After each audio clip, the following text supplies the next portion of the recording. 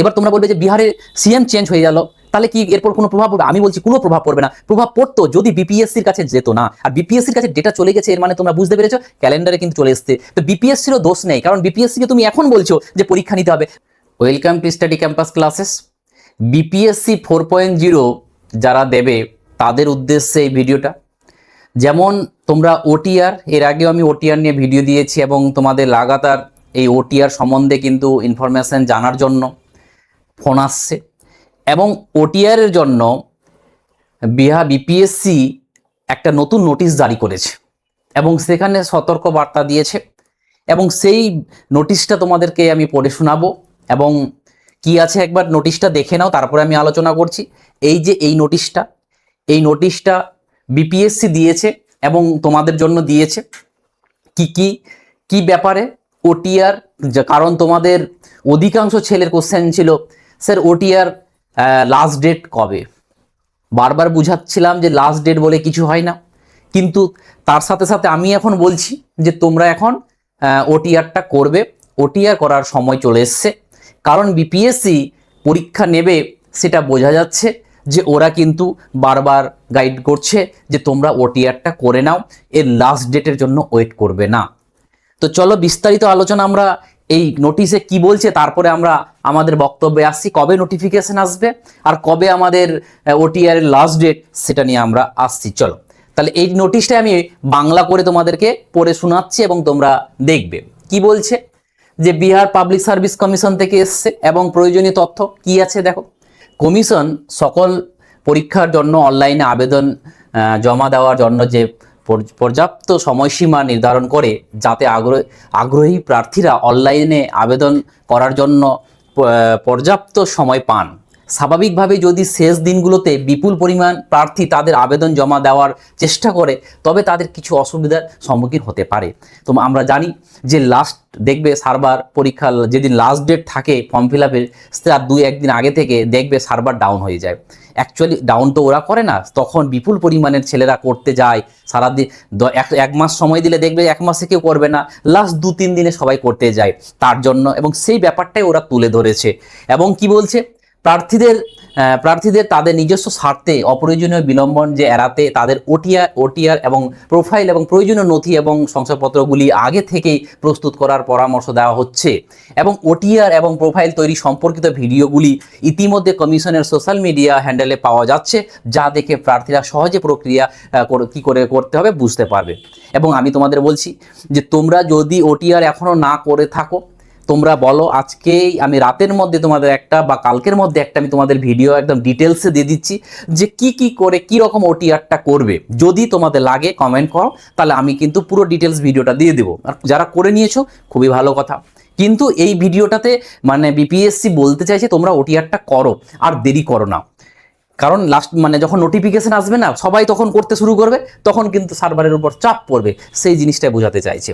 তার সাথে সাথে কি বলেছে যে সকল প্রার্থীদের তাদের নিজস্ব স্বার্থে আবেদনপত্র জমা দেওয়ার শেষ তারিখ ও সময় পর্যন্ত অপেক্ষা না করে বরং একজন সতর্ক বা দায়িত্বশীল প্রার্থী হিসাবে যত তাড়াতাড়ি সম্ভব তাদের আবেদনপত্র জমা দেওয়ার নির্দেশ দেওয়া হচ্ছে, যাতে কোনো প্রযুক্তিগত কারণে তার আবেদন করা থেকে বঞ্চিত না হয়। মানে ভালো একটা কথা বলছে বিপিএসসি। এবং কি বলছে, সকল প্রার্থীকে আবেদনপত্র জমা দেওয়ার শেষ তারিখ বা সময় পর্যন্ত অপেক্ষা না করার এবং যত তাড়াতাড়ি সম্ভব তাদের আবেদনপত্র জমা দেওয়ার জন্য সতর্ক করা হচ্ছে। এবং সার্ভারের ধীরগতি, ওই যে সার্ভার ডাউন হয়ে যায়, অস্থায়ী বিভ্রান্ত ফি প্রদান, যেমন ফি কাটাই আমরা, সাথে সম্পর্কিত ব্যাংকিং প্রক্রিয়া ব্যাঘাত, বিদ্যুৎ বিভ্রান্ত এবং ইত্যাদি কারণ আবেদনের তারিখ বাড়ানোর জন্য যথেষ্ট কারণ নয়। এবং কমিশন এই ধরনের কারণে মেয়াদ বাড়ানোর অনুমতি দেয় না।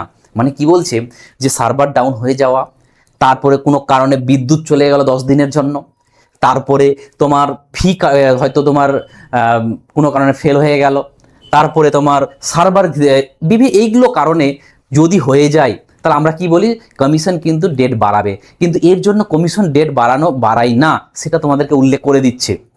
কারণ তোমাদের এখান থেকে বুঝিয়ে দিল এই নোটিশটা দেওয়ার মানে এটাই যে কিন্তু তোমাদের সাথে যেন কোনো রকম প্রবলেম না হয়, তার জন্য তোমরা কিন্তু এই ওটিআরটা করে নাও।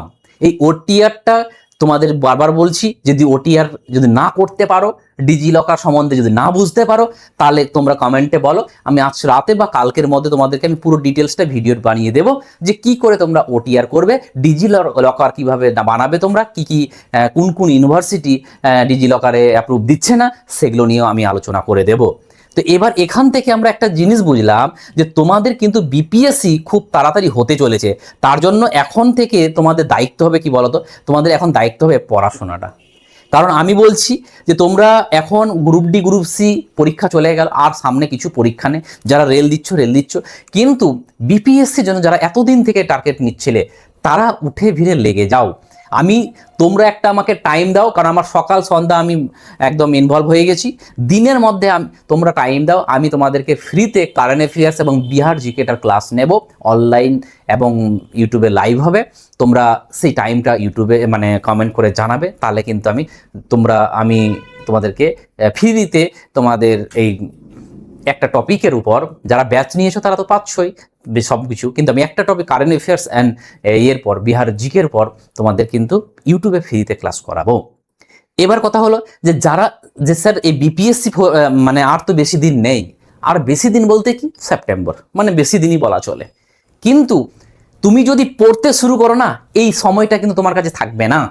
তাহলে তোমাকে পরীক্ষার আগে আর বলতে হবে না স্যার আর কয়েকটা দিন সময় বাড়াবে না, আর 15টা দিন পেলে না আমার রিভিশনটা ভালো হতো, আর এক মাস পেলে না আমার যে প্রিপারেশনটা হতো না দারুণ হতো। তো এই জিনিসটা তখন না বললে আজ থেকে তোমরা শুরু করে দাও। কারণ এবার তোমরা বলবে যে বিহারে সিএম চেঞ্জ হয়ে গেল, তাহলে কি এরপর কোনো প্রভাব পড়বে? আমি বলছি কোনো প্রভাব পড়বে না। প্রভাব পড়তো যদি বিপিএসসির কাছে যেত না, আর বিপিএসসির কাছে ডেটা চলে গেছে, এর মানে তোমরা বুঝতে পেরেছো ক্যালেন্ডারে কিন্তু চলে এসছে। তো বিপিএসসিরও দোষ নেই, কারণ বিপিএসসিকে তুমি এখন বলছো যে পরীক্ষা নিতে হবে। যেমন বিপিএসসি তো অনেক নোটিফিকেশন বের করে বসে রয়েছে, তখন ও কি করবে? ও যেভাবে নোটিফিকেশন বের করেছে সেইভাবে তোমাদের পরীক্ষাগুলো নেবে। তো ওই জন্য কিন্তু সেপ্টেম্বরের দিকে ডেটটা গেছে, এখানে কিন্তু বিপিএসসির দোষ দিয়ে লাভ নেই। সরকার যা পরিচালনা করছে বিপিএসসিকে, যেভাবে সরকার চাইবে সেইভাবে কিন্তু পরীক্ষাটা নেবে। তো অতএব তোমাদেরকে আমি এইটুকু বলবো যে এনশিওর করব যে বিপিএসসি 4.0 কিন্তু ভ্যাকেন্সি বাড়বে কি বাড়বে না, আমার তো মনে হয় এখনও বাড়বে, কিন্তু কতটা থাকবে জানি না। কিন্তু তোমাদের কিন্তু পরীক্ষাটা সেপ্টেম্বর মাসেই হচ্ছে, তার আগে সম্ভব হবে না। কারণ 18 তারিখে একটা আন্দোলন আছে, এই আন্দোলনটা কিসের জন্য? নোটিফিকেশন বের করার জন্য। তবে বিপিএসসি নোটিফিকেশন এখন বাড়বে, করবে কি করবে না সেটা দূরের কথা, পরীক্ষা সেপ্টেম্বরেই হবে। যদি আন্দোলন খুব হয় নোটিফিকেশন বের করে দেবে। আর বিপিএসসি যদি নোটিফিকেশন এখন না বার করে, তাহলে ভাবিও না যে পরীক্ষা সেপ্টেম্বরে হবে না, পরীক্ষা সেপ্টেম্বরেই হবে। কিন্তু এখন যদি বার করে চাপে বের করবে, ওদের টার্গেট আছে যে এত তাড়াতাড়ি বের করে কি লাভ হবে।